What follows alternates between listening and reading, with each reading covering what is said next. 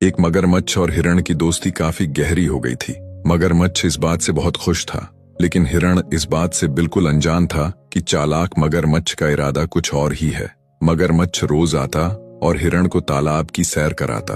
फिर एक दिन जब मगरमच्छ घर वापस आता है तो उसकी पत्नी पूछती है, और कितनी देर हमें इंतजार करना पड़ेगा उस हिरण का स्वाद चखने के लिए?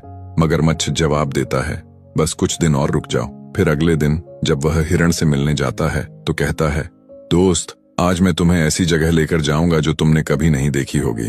अब हिरण उसकी बातों में आकर उसकी पीठ पर चढ़ जाता है। मगरमच्छ उसे पहले एक खरबूजों वाले बाग में ले जाता है।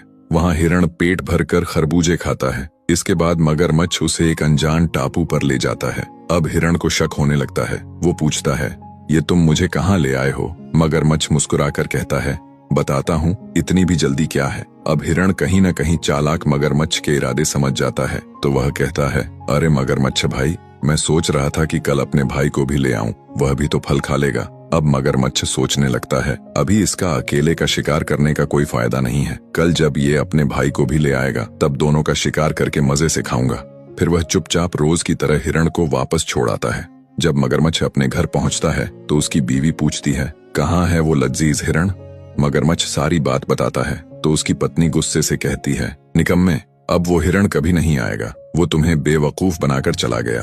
और जब तक मगरमच्छ को ये समझ आता है तब तक हिरण अपने घर पहुंच चुका होता है।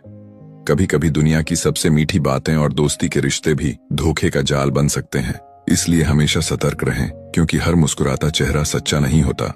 और याद रखिए, समझदारी ही हर चालाकी का सबसे बड़ा जवाब होती है।